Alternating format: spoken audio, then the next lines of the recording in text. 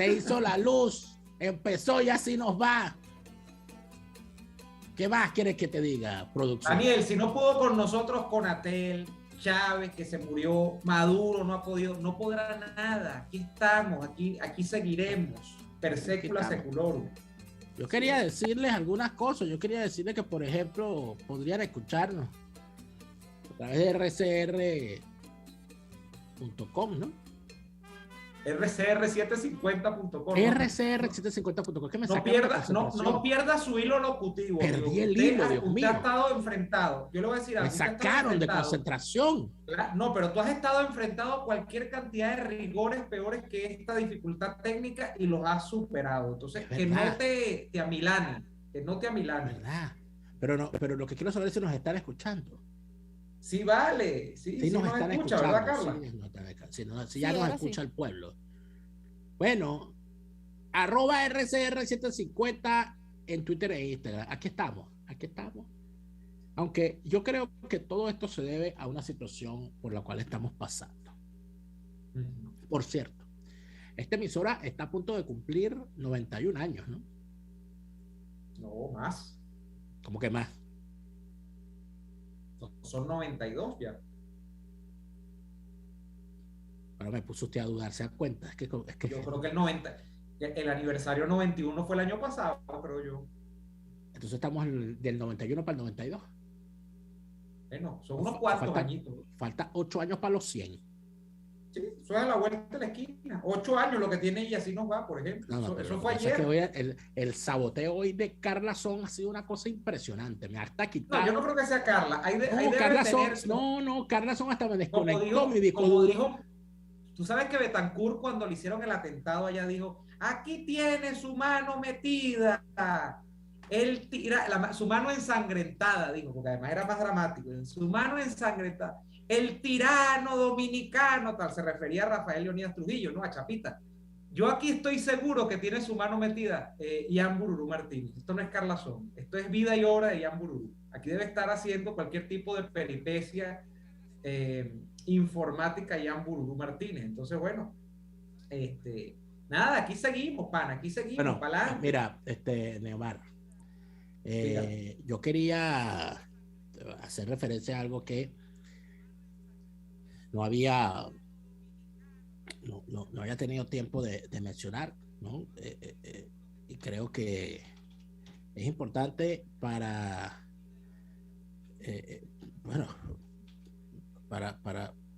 esta emisora y para este grupo de empresas del cual formamos parte, ¿no? Sabido del fallecimiento lamentable del señor Robert Evo. Yo creo que era una lucha frontal desde la trinchera que él escogió en la defensa de las libertades económicas. Fue una persona que se dedicó a divulgar la necesidad que tenían países como el nuestro de garantizar la plena libertad económica para poder avanzar hacia un progreso sostenible. A través de su plataforma Beneconomía, creo que se llamaba sí, la revista, a través de sus micros de radio que eran transmitidos en esta emisora, y a través además de la divulgación, que es lo más importante cuando se trata de la libertad, porque si no se hace entender a la gente el valor de la libertad, muchísimas veces la gente ni siquiera sabe qué hay detrás de esa palabra. Robert Botón se dedicó a eso. Y además lo practicó.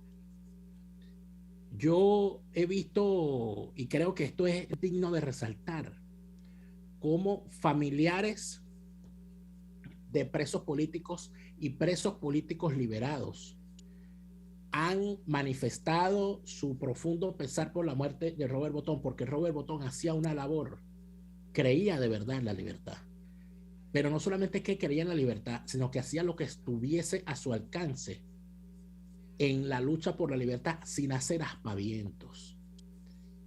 Robert Botón, cuando se desató en este país la represión, en Venezuela la represión horrible y espantosa que llevó a la cárcel a centenares de venezolanos, presos políticos, El señor Robert Botón se dedicó a ir en silencio a ver qué necesitaban los familiares de los presos, pero sobre todo de esos presos que estaban abandonados, que sus familias estaban en el interior del país y todo aquello, y se encargaba de buscar la forma de hacerles llegar comida sin hacer ruido, de hacerles llegar comida o de apoyar a los familiares que tenían a veces que pasar días durmiendo en las aceras frente a Ramo Verde, frente al Helicoide, frente al SEBIN de Plaza Venezuela. He visto las palabras sentidas de Bonnie Pertiñez, ex esposa del comisario Simonovic. He visto cómo le agradece eso en particular, el apoyo que dio de forma desinteresada a esas cosas. Y yo creo que es necesario recordar que hay en la Venezuela que se construyó, la Venezuela civil, está hecha, la historia de esa Venezuela está hecha de hombres y mujeres como Robert Botón. Porque no fueron nada más hombres y mujeres dedicados a la política, sino que fueron también gente dedicada a la empresa privada, a la divulgación de las ideas de libertad, de las ideas de democracia, de las ideas republicanas. Y a ellos es necesario honrar cuando lamentablemente abandonan este plano, pero es que además de eso dejan una obra y dejan un recuerdo en la gente, y además de eso hacen saber que tienen sin duda alguna una gratitud hacia lo que hicieron en vida. Así que mi sentido pésame, mis condolencias a la familia Botón, a la familia 1BC, de la cual por supuesto formaba parte también, y a sus familiares directos, por supuesto, nuestra condolencia. Yo estoy seguro de que ese legado de defensa de la libertad es parte, además, y eso no se puede dejar de decir, la defensa de la libertad es una bandera de las empresas 1BC, y eso nosotros podemos dar fe de eso, porque lo hemos vivido en carne propia, porque lo hemos visto, porque a eso se practica aquí. Y creo que hacer honor a quienes construyeron de forma directa, indirecta, con su participación o con su ejemplo en esto que es la divulgación de la libertad y el hacer empresa en función de eso, de las libertades, esas cosas hay que honrarlas. Así que un recuerdo a la memoria de Robert Botón y de condolencias a su familia Neomar. Además, es un país en el que defender las libertades económicas no es que haya estado demasiado tiempo de moda, ¿no? Dentro de las élites, no solo económicas que uno tiende a ver, por ejemplo, ¿cuál es la principal élite económica o empresarial de este país? Se supone que está en Fedecámaras. Bueno, no todo el tiempo de existencia de Fedecámaras ha sido un tiempo de existencia para defender las libertades plenas en el campo de la economía. De hecho, estudiosos en la materia podrían decirte que han sido más bien excepciones esos lapsos de tiempo en los que ha habido gente dentro de Fedecámaras que dice, vamos a abrazar la libertad económica con todo lo que conlleva, con el riesgo empresarial, con el riesgo de quiebra, con la incertidumbre de tenerte que enfrentar a la competencia dentro de los mercados, y no solamente la competencia interior, es decir, la de los productores venezolanos, sino fundamentalmente competir con mucha dificultad con los competidores, valga la redundancia, foráneos, los extranjeros, con las importaciones. Entonces, un país cuyas élites económicas y, por supuesto, aguas abajo, las élites políticas y todo lo que tiene que ver con el tejido social, digamos, dentro de lo que podríamos ver como un gran esquema de representación de distintos sectores de la vida nacional venezolana, que nunca ha tenido por moda o por bandera general defender las libertades económicas, sino que más bien ha remado en la dirección contraria desde que existe la relación moderna entre el Estado, la economía y la sociedad en Venezuela. Y estoy hablando fundamentalmente de que este país es un petroestado, un país petrolero que depende de nuestras exportaciones petroleras. tener cualquier espacio de divulgación que se plantea defender las libertades económicas, bueno, es algo así como que emprender una pequeña gran empresa para remar contra a veces lo que uno piensa lo imposible. En Venezuela, que es que se establezca efectivamente un sistema de libertades, no solamente políticas, sino también económicas, es decir, para que cada quien pueda hacer lo que le dé la gana con su destino económico.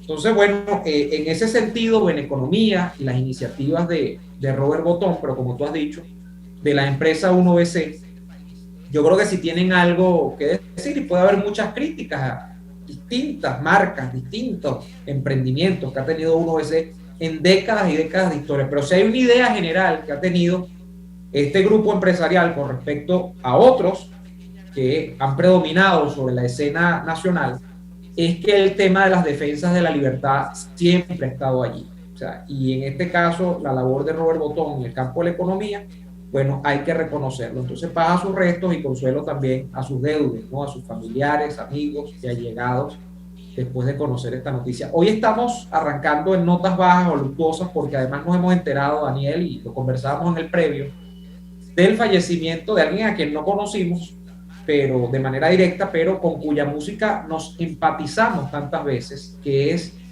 este hombre que hizo el crossover, o que hizo algo que algunos consideraban imposible, que era llevar el campo de la canción romántica, de la balada en español, al mundo de la salsa y no perecer en el intento. Estamos hablando de don Paquito Guzmán, quien ha fallecido el día de hoy, según la información que tenemos, a los 81, 82 años de edad.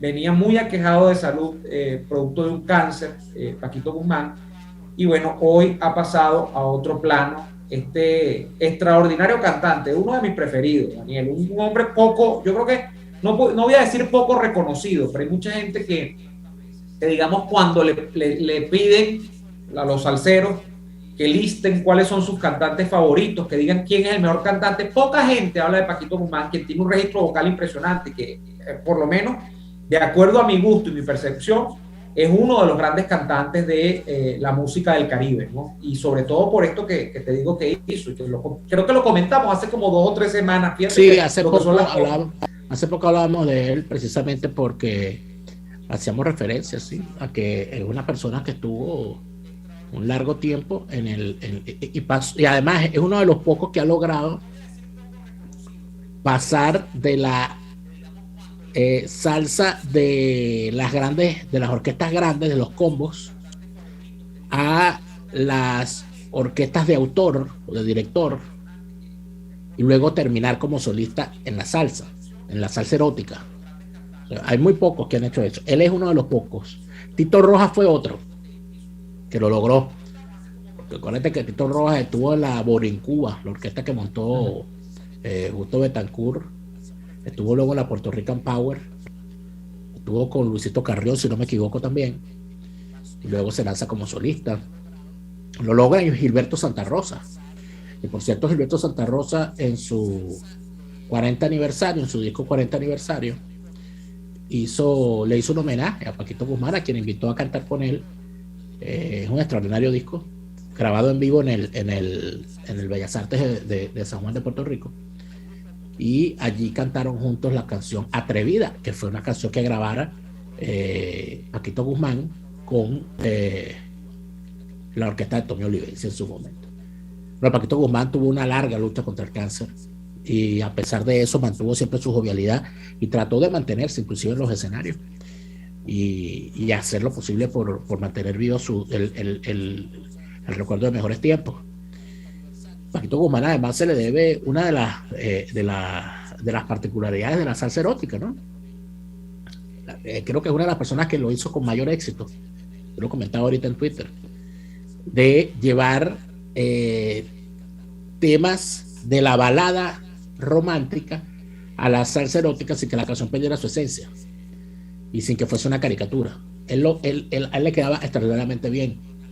Lo hizo con canciones de María Conchita Alonso, lo hizo con canciones de José Feliciano, lo hizo con canciones de ranchera, con la famosa canción de Pepe Aguilar. lo hizo con canciones de, sí, bueno, de José Feliciano. O sea, era capaz de hacer algo como eso. Por supuesto, me imagino yo que tendría también mucho que ver los arreglistas que les permitían hacer esas cosas. Pero fíjate que está pasando el tiempo, ¿no? Y se están yendo los grandes, ¿vale? No es sencillo esto, no es sencillo. Bueno, nosotros hicimos un conteo, ya tenemos que ir al corte, pero nosotros hicimos un conteo de las figuras de primera línea, de Fania, por ahí, y estaba delicado. La Fania, mira, aquí estoy uniformado, ¿eh? Sí, te pusiste el uniforme hoy. Puse el uniforme hay que estar defensa pendiente, de la salsa. Gran movimiento de defensa de la salsa. Sí. Hay que estar pendientes de Ismael Miranda, el niño bonito que también estuvo delicado de salud. Sus hijos mantienen información constante de su mejoría, al igual que la mejoría de Willy Colón, que se la vio fea, que estuvo complicado también. Se la vio bien fea Willy Colón con ese choque que tuvo, pero bueno, también. Son dos de los más jóvenes que quedan de Fania, pero ya son jóvenes de 70 y dele ya. 70. Sí, son de los menores, junto a Rubén, además. Y Rubén un poco mayor. Rubén ya debe estar rondando los 74. Sí. No, vale, son de la misma generación todos, ellos tres. Un poco más joven, Willy Colón es el más joven. Empezó muchachito a los 16 años. Willy Colón empezó a los 16 años. Bueno, no, y quedan los otros que empezaron también muy jóvenes. Richie Ray y Bobby Cruz. Pero esos sí no son unos muchachitos, son muchachitos de alma. Esos son bueno, pero tenemos que ir al corte y ya regresamos con más de este jueves de recuerdos. Sí. Usted escucha Y Así Nos Va con Daniel Lara y Neomar Hernández, solo por RCR 750 AM. Puedes seguirnos en nuestras redes sociales. En Twitter, @RCR750, la radio que se ve. Antes de un buen almuerzo es indispensable una buena entrada, y en Il Sapore de la Nonna te ofrecen las mejores, como la deliciosa ensalada César, tradicional con tiras de pollo o con camarones, la rica ensalada capresa con rodajas de tomate fresco, queso de búfala y salsa al pesto, o las focaccias que crujen de sabor. Una delicia. Todo eso y más lo consigues en Il Sapore de la Nonna. Visítalos en la Avenida Victoria, diagonal a la bomba de gasolina Guayana. Il Sapore de la Nonna, el sabor de Italia en Caracas. Mis amigos, una empresa comprometida y responsable con su personal es una empresa segura, y Produzca es la compañía pionera en Venezuela que ofrece la mayor cantidad de equipos de comprobada calidad para garantizar la seguridad integral de toda la nómina industrial de cualquier empresa. El catálogo de Produzca es inmenso, todo tipo de guantes, cascos, accesorios y productos varios de protección para tu personal. Conoce más de Produzca en www.produzca.com. Produzca, seguridad en tu empresa de los pies a la cabeza. Desde los sectores populares del país se escucha una clara señal. Es el radar de los barrios. Evelyn Martínez y la red de ciudadanos le invitan a identificar amenazas, ubicar soluciones y hacer seguimiento eficiente a las problemáticas de cada sector. Un espacio contra la polarización donde se construye de abajo hacia arriba y de adentro hacia afuera. El radar de los barrios, de lunes a viernes, a partir de las 10 de la mañana, solo por RCR 750 AM.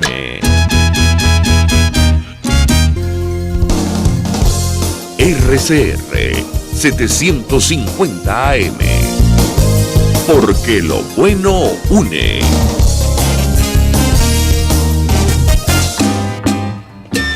Les estamos presentando Y Así Nos Va, cuando se tiene algo que contar, con Lara y Hernández, solo por RCR 750 AM. Estamos de vuelta en Y Así Nos Va. Y pasando de, notas luctuosas, pero que nos reconectan con cosas que por lo menos al señor Daniel y a mí, seguro que a muchos de ustedes les da mucha alegría, como es el movimiento de la música del Caribe. Voy a pasar a la realidad venezolana, que por encima del 21 de noviembre, que por encima de los eslogans del G4, que por encima de toda la parafernalia que el chavismo criminal a través de su sistema de propaganda saca todos los días a la luz pública, habla de una realidad. Por ejemplo, como ya Venezuela, bueno, está en un estatus en el que ya ni siquiera las organizaciones internacionales pueden maquillar nada. Hoy tenemos el último reporte de la ONU sobre la migración venezolana. Y yo estoy, por ejemplo, aquí yo estoy muy conflictuado, Daniel, porque yo estoy buscando, hay como divergencias en los números, ¿no? Pero sobre una conferencia que de alguna manera produjo la ONU o allegados a la ONU, donde se habló de la migración venezolana, los números, los gastos que representa esto para el mundo y para organismos como la ONU. Estamos hablando de millones y millones de dólares, que eso se calcula porque obviamente el correlato de tener a casi, bueno, un tercio de un país fuera del país tiene unas consecuencias económicas. Esto es lo que mucha gente que no entiende, que cree que esto nada más es la comiquita de Maduro, que si habilitó unos vuelos humanitarios, que si vuelve la gente a venir. No, eso no es así. O sea, esto de verdad es un tema serio. Entonces yo tengo como un conflicto, Daniel, porque estoy tratando de dar con la cifra real, porque estamos hablando de cifras gruesas, de plomo grueso acá. La ONU da esta conferencia tal y hablan, por ejemplo, EFE, la agencia española, te dice una cosa que te deja helado. EFE está hablando de una proyección para finales de 2022 de 8.9 millones de venezolanos que se fueron. Y que obviamente en lo que coinciden todos los ponentes y cualquier reseña de prensa que tú veas, es que no va a haber un retorno pronto de estas personas a Venezuela. Esto no, al contrario. Al contrario, además de eso, hay unas cifras escondidas, Leo Mario. Creo que te lo comentaba en estos días, porque estuve conversando, porque uno le toca, pues. Estuve conversando con... O sea que yo estas cosas trato de no hacerlas públicas por lo delicado, ¿no? Del asunto. Y además de eso, que cuando uno es refugiado de verdad, cuando uno tiene una persecución real, uno debe asumirlo y debe estar al tanto de lo que eso significa y actuar en consecuencia. La ola de venezolanos llegando aquí a Europa es impresionante en los últimos días. Impresionante.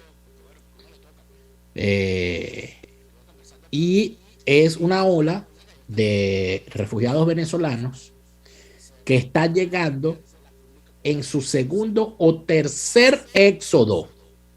Escucha bien esto que te voy a decir. Ojo, no puedo hablar de cifras oficiales, puedo hablar de mi experiencia, de lo que he visto y de lo que he conversado con los involucrados. Gente que llega a España, a Francia, a Alemania, a Bélgica, a Italia o a los Estados Unidos, ¿okay?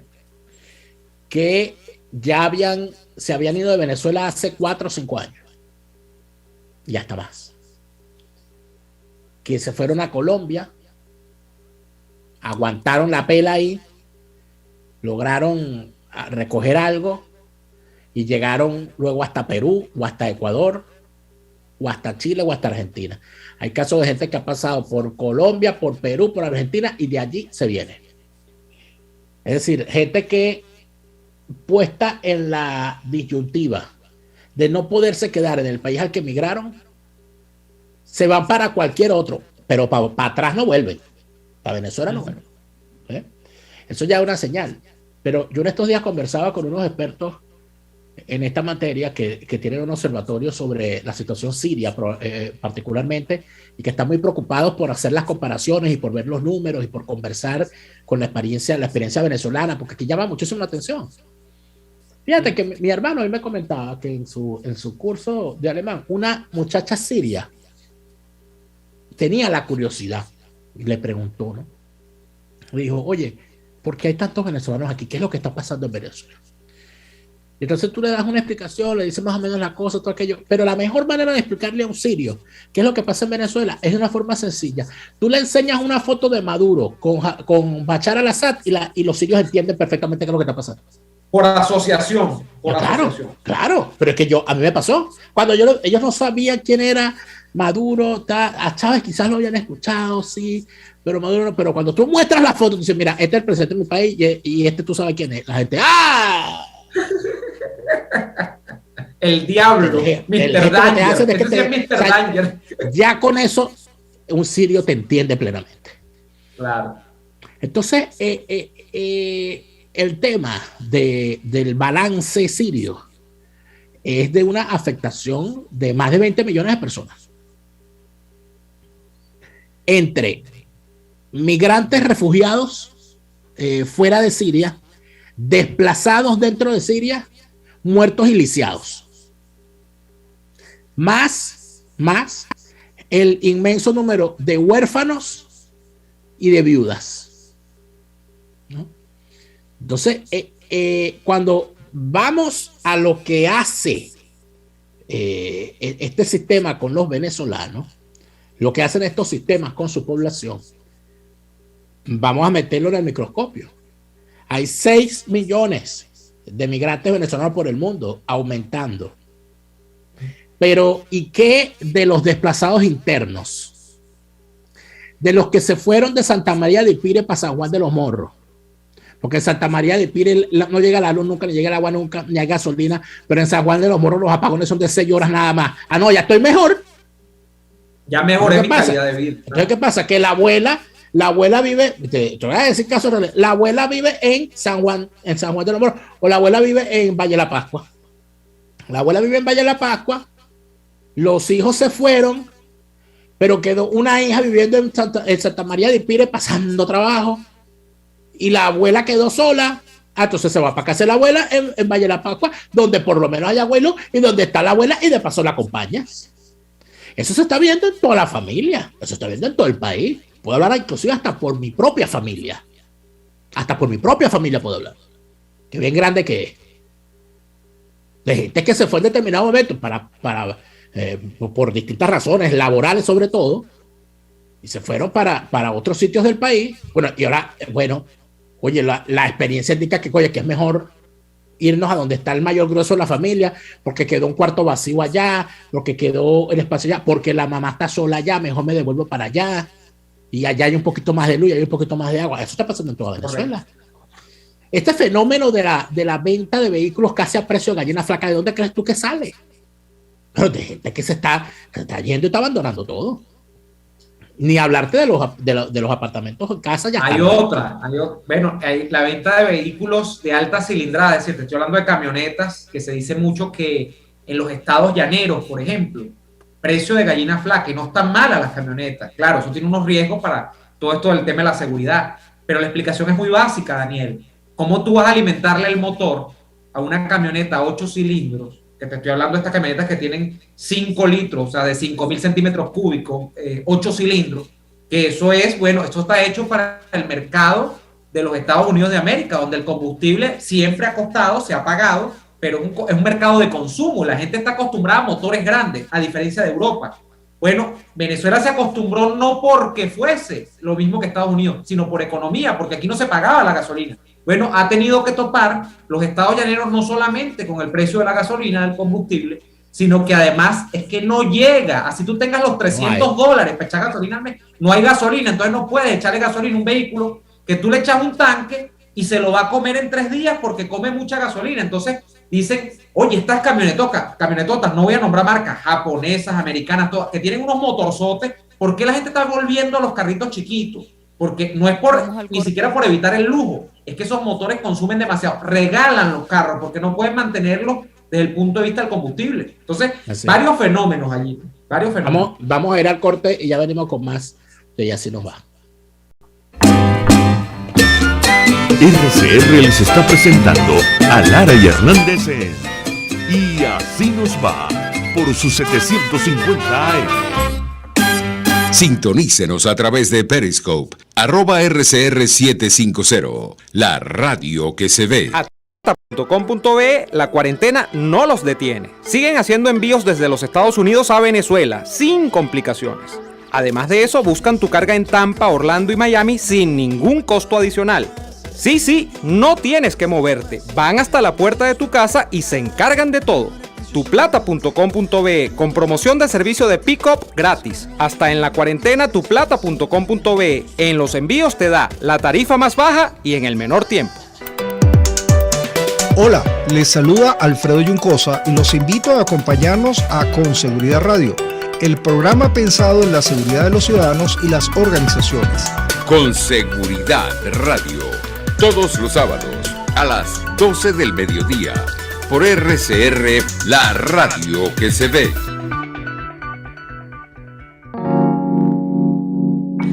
Hola, les saluda Mónica Popo y los invito a acompañarnos a Diafragma 5.6 Radio, la fotografía que tú escuchas, el único programa de radio dedicado para la fotografía y los fotógrafos. Diafragma 5.6 Radio, todos los sábados a las 11 de la mañana, por RCR, la radio que se ve. Antes de empezar el día, entérese de lo que acontece en el país junto a Pedro García Otero en Titulares de la Mañana, de lunes a viernes a las 6:30 de la mañana. Acompáñelo y empiece su día bien informado. Titulares de la Mañana con Pedro García Otero, solo por RCR 750 AM, porque lo bueno une. RCR 750 AM, porque lo bueno une.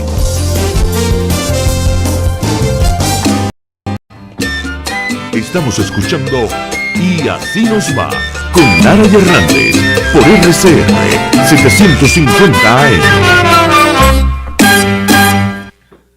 De vuelta en Y Así Nos Va. Estamos hablando de meter en el microscopio el tema de los movimientos migratorios, no solamente desde el punto de vista de la migración que se va al exterior, ¿no? Sino los desplazamientos, porque realmente la figura del desplazado en Colombia, que es una figura sobre todo puesta en boga desde los años 80, cuando comienza la gran corporación de la cocaína en Colombia, no solamente con los carteles de la droga, Cali, Medellín, sino además el tema de los ejércitos guerrilleros de izquierda, que luego no ni izquierda ni derecha, sino que simplemente era el manejo de la droga y ya, que acabaron con poblaciones campesinas enteras, y entonces se dio ese famoso fenómeno. Yo recuerdo ese nombre, decían, no, los desplazados colombianos, muchos por cierto, terminaron recalando en Venezuela, porque ya se les quedaba chiquito el territorio colombiano y tenían que venirse, y se asentaban en el Táchira, en el Apure, etcétera, no, etcétera. Y más adentro también. Más adentro, luego, bueno, hacían la primera migración. Yo conocí hasta mucho. la zona centro-norte costera, ¿no? Pero el desplazado, Daniel, muchísimo colombiano desplazado.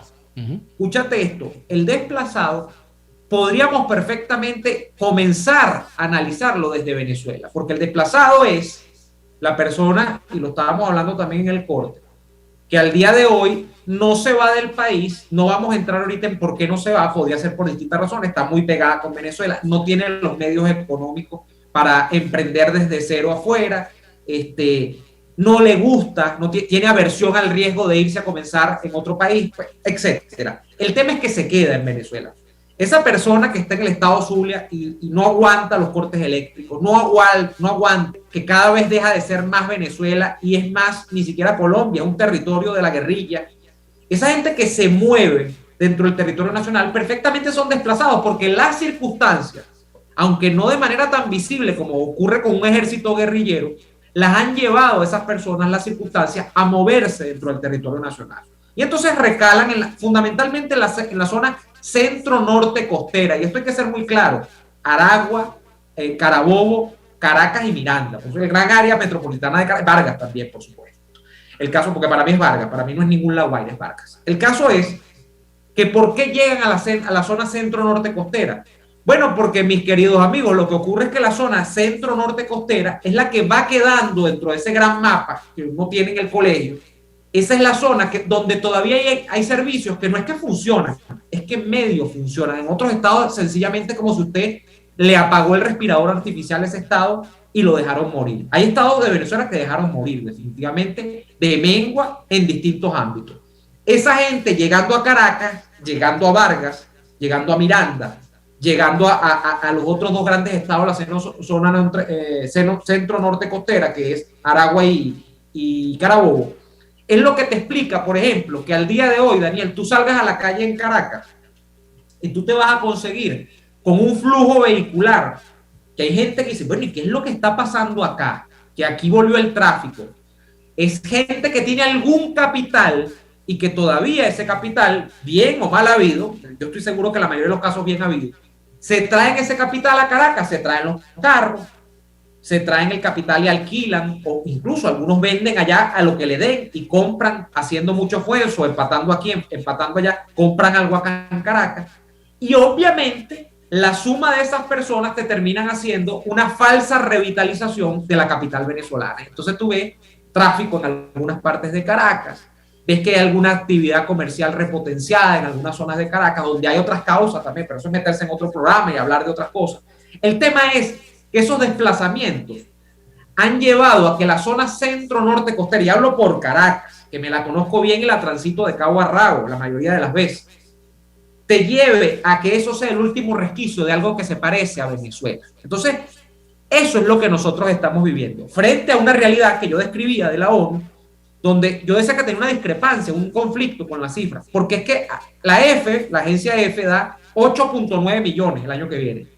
Europa Press, un poco más modesta, dice, serán más de 7 millones. En todo caso, estamos hablando de un montón de gente. Estamos hablando de que ya la ONU te habla de incluso los gastos que tiene esto.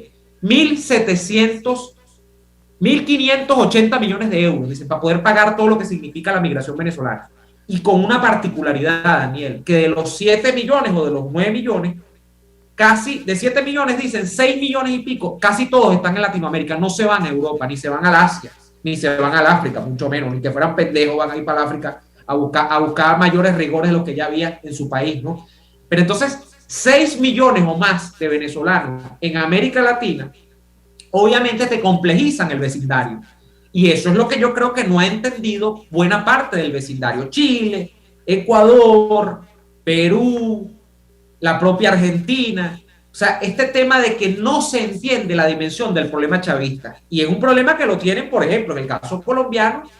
Yo no estoy diciendo que nuestro gentilicio sea fastidioso ni nada, que hay gente buena y hay gente mala, sino que así sean muy buenos. 1 millón de venezolanos, que es lo que se estima por lo bajito, que ha llegado a Colombia en los últimos años, evidentemente te va a causar un desequilibrio en esa sociedad, porque yo siempre lo he dicho, América Latina no es Suiza, América Latina no da para más en muchos casos, y obviamente la estructura de servicios públicos, la estructura del Estado, de países que están mucho mejor que Venezuela, pero Colombia obviamente que está mucho mejor que Venezuela, no te da ni para que tú tengas 1 millón de ángeles en Colombia, que eso no cause distorsiones, va a causar distorsiones en el campo de los servicios públicos, en el campo de generación de empleos, en el campo de dar educación, porque hay políticas, digamos, distributivas o socialdemócratas que hay en estos países que tienen que darle educación pública a sus habitantes. Entonces, hay un problema mayúsculo allí y de eso ya se está hablando, repito, en los foros internacionales. Bueno, pero en medio de todo esto se hace una gran pregunta a uno, ¿verdad? Que sin ánimo de emular al Chapulín Colorado, uno tiene que preguntarse, ¿y ahora quién podrá defenderlo?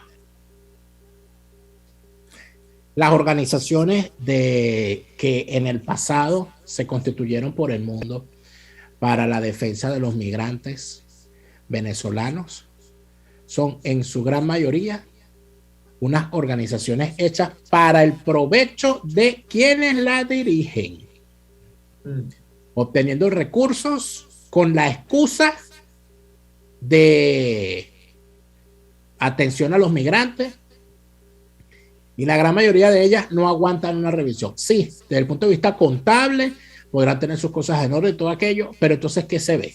Bueno, se ven cosas como que, por ejemplo, salgan a presentar programas y ojo, que hay excepciones, y puedo nombrar excepciones, pero hay unas que salen a presentar programas y que de atención al migrante tal y todo aquello, les aprueban un presupuesto y en vez de contratar gente, se aprovechan de esas personas que tienen que hacer trabajo voluntario o que quieren hacer trabajo voluntario, y el presupuesto queda intacto para los que dirigen las organizaciones. De eso ha habido denuncias en distintos sitios. Uno de los grandes denunciados, por ejemplo, el señor Oscar Pérez en Perú. Se ha denunciado por migrantes y por organismos también. Ese es uno, por ponerte un caso. Hay otros que constituyen organizaciones simplemente para aprovecharse de esas plataformas con objetivos partidistas. Y son organizaciones que pertenecen a organizaciones partidistas. Por ejemplo, esa ONG llamada Sin Mordaza, dirigida por el militante de Voluntad Popular, el señor Diamanti, que por la mañana es militante de Voluntad Popular, al mediodía es del gobierno interino, por la noche vuelve a ser de la ONG. Que de paso, entonces disociaron a todas las organizaciones que había aquí, prácticamente para la cuestión de los recursos aquí, bueno, en Europa, no, obligaron a todo el mundo a que se metieran por un carril. No, hay que constituir una sola organización, sí, porque se diluyen los esfuerzos para conseguir recursos. O sea, una mesa de la unidad de las ONG. Prácticamente. Ojo, con algunas excepciones de gente que sí está haciendo trabajo y que normalmente no son los que aparecen en los medios, ni son los que aparecen por ahí poniendo su logo y poniendo pancartas y buscando activistas. Hay una organización que olvido su nombre ahorita, pero está en Perú. Son unos jóvenes que han presentado unos interesantes programas para la integración, que eso es importante, para la integración de los migrantes en Perú. Ahí está un joven de apellido Casadiego y otro joven que lo he entrevistado varias veces, caramba, y su apellido se me escapa. Pero ellos, ¿qué han hecho? Ellos han logrado, con el respaldo de organizaciones, de fundaciones alemanas, como la Konrad Adenauer o la Fundación Neumann, han logrado el apoyo para realizar programas de atención a los migrantes venezolanos para que se integren. La última campaña que hicieron fue muy buena, porque fue para decirle a los migrantes venezolanos en el Perú que tienen más de 2 años regulares, o sea, 2 años con papeles en Perú, con permiso especial de permanencia, decirles que ellos pueden participar en las elecciones del Perú municipales, porque la ley se los permite, pero tienen que empadronarse. Ellos hicieron una campaña para que los venezolanos se empadronaran y se prepararan para las elecciones del año que viene. Eso es importante. ¿Por qué? Porque hay que decirle a los venezolanos que andan por el mundo y que tienen derecho al voto, mire, no permita que el espacio donde usted está viviendo y ha logrado algo de estabilidad, vengan unos bichos, amigos del chavismo, a destruir ese país en el cual usted lo ha recibido, y de paso, después que lo destruyan, después que lleguen al poder, van a ir por usted. Y creo que Perú es un ejemplo perfecto. Claro. Eso ya es otra cosa, eso son otras organizaciones. Hay gente haciendo cosas por su cuenta sin hacer bulla, todo eso. Recientemente me enteré que la Organización Internacional de Migrantes y la ACNUR hizo un programa parecido en Ecuador. Vamos allá al corte y de regreso te cuento lo que hicieron en Ecuador, porque experiencias buenas hay también. Ya venimos. Escuchamos Y nos va con Lara y Hernández, porque la realidad no se tapa con un dedo. Solo por RCR 750 AM. Puedes seguirnos en nuestras redes sociales. En Twitter, @RCR750, la radio que se ve. Antojos de pizza, pasta o risotto durante la cuarentena. Lo resolvemos.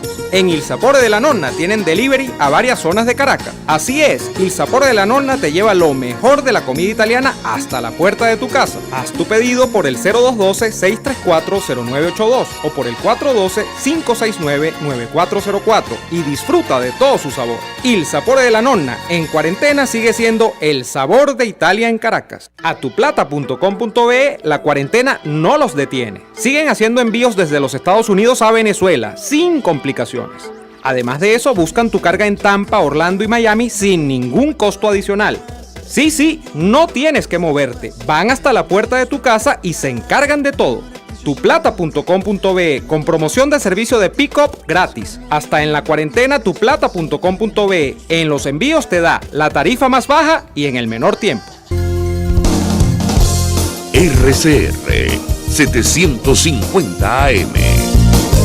Porque lo bueno une.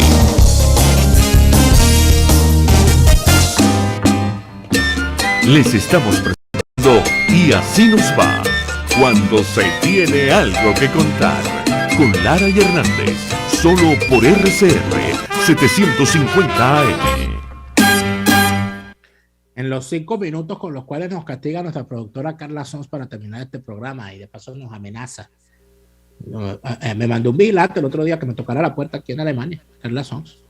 Epa, que le manda a decir Carla Sons, vite, nur 5 Minuten. Y yo, allá no se dice Fraudelin, ¿no es? Fraudelin. Frau. Frau, ¿no es? Carla Son Frau. Frau Sons hat mir gesagt, dass ich nur 5 Minuten habe. Pero te lo mandó a decir Carla en alemán o en castellano. Así en alemán como te lo dije. Imagínese usted. Frau Sons hat mich gesagt, dass ich nur 5 Minuten habe. Ok. Lo tienes, anótalo para que lo sepas decir para la próxima. En Ecuador, con la Organización Internacional de Migrantes junto al ACNUR, han hecho una serie de programas para la formación de jóvenes migrantes venezolanos en distintas áreas. Y conozco el caso de un joven venezolano muy talentoso, ojalá nos esté escuchando porque él escucha mucho el programa, que participó de un programa de formación en el área audiovisual. Entonces, ¿qué hicieron? Juntaron unos jóvenes migrantes, ¿verdad?, con interés en hacer ese curso, les dieron una formación en elaboración de contenidos audiovisuales, en edición, en encuadre, uso de las cámaras, todo eso. Las clases fueron unas online y otras presenciales. Y al final, el trabajo final de esos jóvenes era hacer un documental para exponer la vivencia de los migrantes venezolanos en Ecuador. El documental se hizo y va a ser proyectado en cines en Ecuador. Yo voy a buscar más información de eso y voy a tratar de hablar con esta gente porque me pareció inclusive tuvo apoyo de organizaciones alemanas que están muy metidas en esto del apoyo a los migrantes en Latinoamérica.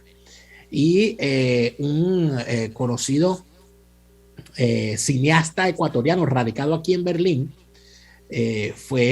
participó, como uno de los instructores.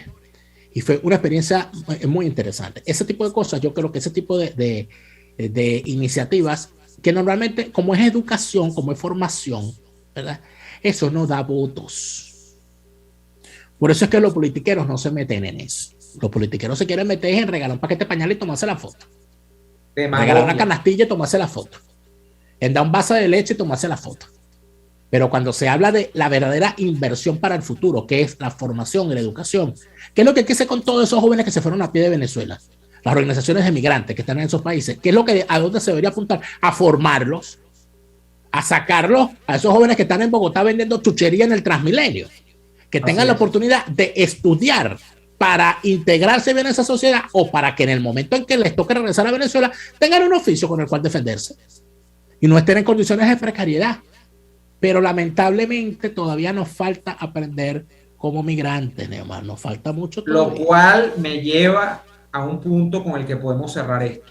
El gran problema de muchos de estos jóvenes que además son nacidos en revolución, que se han tenido que ir a Colombia, al Ecuador, al Perú, a Chile, en fin, pare usted de contar, que han llegado a todos los rincones de la región, es que como han llegado a esos países muy jóvenes, algunos de ellos ni terminaron el bachillerato, la mayoría estoy absolutamente seguro de que no tuvieron ni la oportunidad de plantearse una carrera universitaria y llegaron literalmente con una mano delante y otra detrás. Esos muchachos han tenido que trabajar para ganarse la vida y entonces les han pasado ya 2, 3, 4, 5 años y están perdiendo su juventud sin poderse profesionalizar. Porque obviamente la educación es cara a donde se vaya. Y obviamente la educación es una inversión que no todo el mundo puede permitirse, porque cuando usted lo que necesita es comer, usted no va a estar priorizando en estar comprando libros, ni en estar estudiando filosofía, ni estar estudiando ciencias jurídicas o políticas, ni nada. Usted va a priorizar la arepa. Entonces, la gran angustia que yo tengo sobre esos muchachos a los que hay que darle una segunda oportunidad, que su país no se las dio, es que esos muchachos a la hora de la chiquita, incluso teniendo la posibilidad de regresar a Venezuela, no van a ser mano de obra calificada, porque muchos de ellos lo que han estado sobreviviendo, no porque ellos sean brutos, no porque ellos sean flojos, no porque sean malandrines, no, es que no han tenido la oportunidad, porque puede que otro país te dé un espacio mejor para vivir, seguridad, tenga servicios de calidad, no te persigan políticamente, lo que sea. Pero esos países no te van a dar, a llevar el día de 24 horas a 48 horas, para que tú en las 24 horas que tiene el día trabajes 20 y las otras 10 las destines a educación. Entonces la educación allí está faltando y estás condenándolos a futuro porque no van a poder ser abogados, médicos, profesores, lo que fuere. Y no, que podrían serlo, tener cualquier tipo de oficio que les dé también, que les permita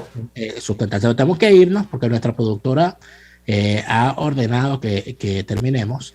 Por cierto, nos hacemos eco de lo que comentan nuestros usuarios en el chat, que están muy felices porque la productora se ha equivocado en el uso del micrófono y cada vez que nos manda a ir al corte o cada vez que nos dice que nos quedan 5 minutos, ellos también la han podido escuchar gracias a ese desliz. Esto es radio real. Han conocido la voz que nos manda a callar siempre y se dan cuenta que no es una invención mía, que en realidad nosotros somos unos mamiteados y unos sometidos.